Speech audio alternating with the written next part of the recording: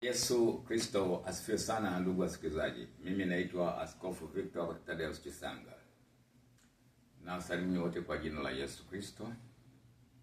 Leo Roho wa Mungu ananishuhudia niongee nanyi machache kama ifuatavyo. Kwanza kabisa, Roho Mtakatifu akasema kuna mambo makubwa mawili. Kuna mambo makubwa mawili ambayo Wakristo tunapaswa kuyajua. Jambo la kwanza kabisa, tujue mwili wa Kristo ni nini. Ya pili, tujue damu ya Kristo ni nini. Tukisha yajua hayo mambo mawili, kisha tujue kula mwili wa Yesu maana yake nini, na kunywa damu ya Yesu maana yake nini.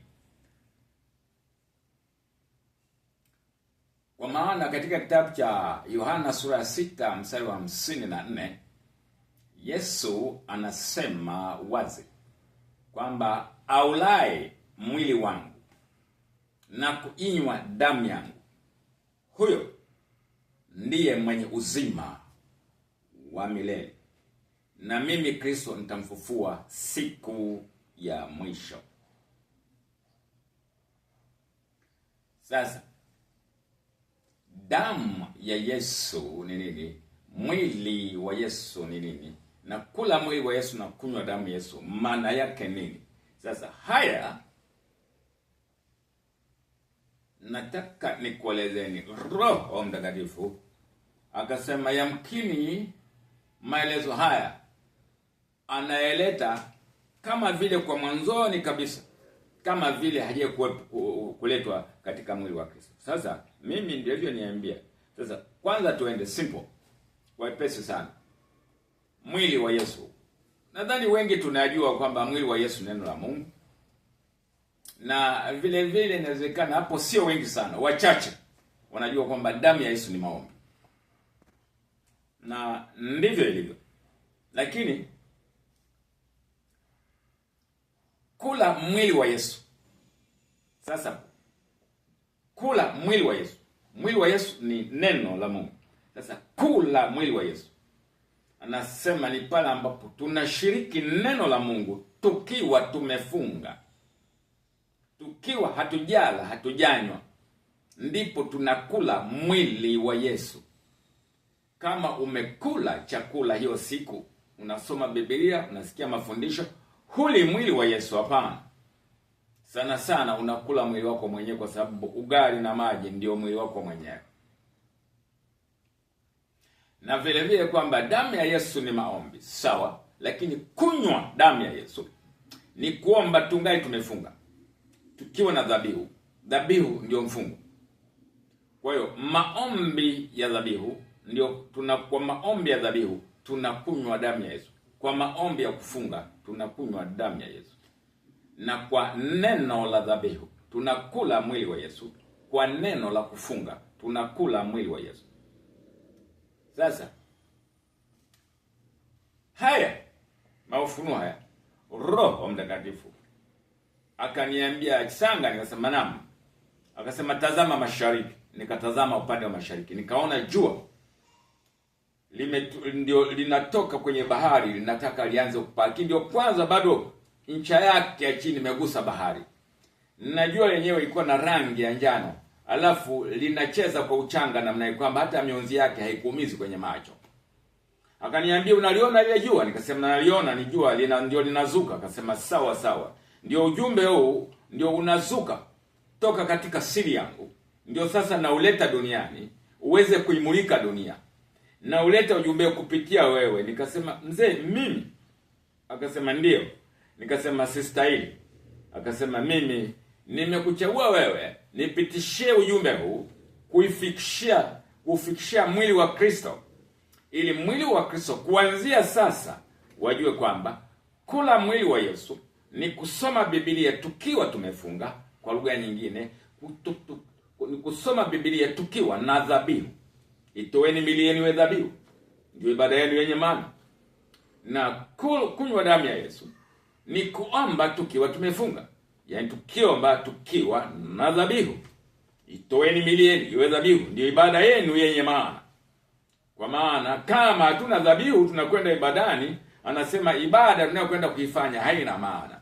Yaani tukienda ibadani hatujafunga, ibada tunayokwenda kuifanya haina maana, inaitwa ni ibada ya sanamu, kwa sababu haina ile nguvu ya kiroho ambayo ni dhabihu, ambayo ni mfungo.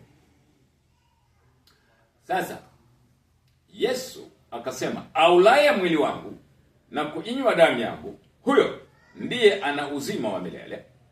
Kwa kifupi, asomaye neno la Mungu au anayeshiriki neno la Mungu akiwa amefunga, huyo anakula mwili wangu, na anayeomba akiwa amefunga, huyo anakunywa damu yangu, huyo ndio ana uzima wa milele. Yaani yote mawili yawepo, sio moja. Ule mwili wa Yesu na unywe damu ya Yesu, yaani usome Biblia umefunga na uombe umefunga, ndipo linatimia uzima wa milele. Sasa tukiangalia pale katika kitabu cha Warumi sura ya 8 mstari wa 11, pale maandiko yanatuambia kwamba Yesu anasema yule Roho wa Kristo aliyemfufua Kristo katika wafu. Maana hapa tunazungumza kwamba Yesu atatufufua siku ya mwisho. Yule Roho wa Kristo aliyetufufua katika wafu akiwa ndani yenu atawahuisha na mili yenu mwepo katika hali ya kufa tusife, yaani atatupa uhai. Kumbe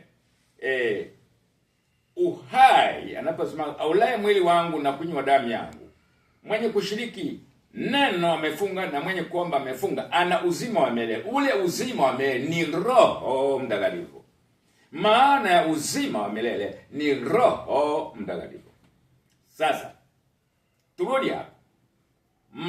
Neno ni mwana wa Mungu. Hapo mwanzo kulikuwa neno, neno lilikuwa kwa Mungu, neno lilikuwa Mungu, akatoa mwili akakaa kwetu, kama kama mwana amejaa. Maana kweli Yesu Kristo mwana wa Mungu. Sawa, ndio neno la Mungu. Kula mwili wa Yesu ni kushiriki neno la Mungu, mwana wa Mungu, kumtukuza mwana wa Mungu kwa dhabihu. Maombi, msalipo semeni Baba yetu ye mbinguni. Kwa maombi ni mbele za Baba yetu wa mbinguni. Kwa hiyo tunapofanya maombi ya dhabihu, maana tunamtukuza Mungu nafsi ya Baba kwa dhabihu zetu. Kwa hiyo kula mwili wa Yesu ni kumtukuza mwana kwa dhabihu zetu. Kunywa damu ya Yesu ni kumtukuza Baba kwa dhabihu zetu. Na ndipo tuna uzima wa milele. Ya ndipo tuna Roho Mtakatifu. Sasa hapa Utatu Mtakatifu unatimia, ambayo tutaona kule katika kitabu cha Yohana sura ya 17 mstari wa 3. Na uzima wa milele ni huu, wakujue Mungu wa pekee wa kweli kama Baba, na Yesu Kristo aliyemtuma kama mwana tuletee neno, na kama Roho Mtakatifu tuletee nguvu. Kwa hiyo uzima wa milele ni kumjua Mungu katika Utatu Mtakatifu, kwa mjibu Yohana 17 mstari wa 3. Na huku anasema kwamba aulaye mwili wangu na kuinywa damu yangu, huyo ana uzima wa milele, na nitamfufua siku ya mwisho. Ina maana kwamba kumbe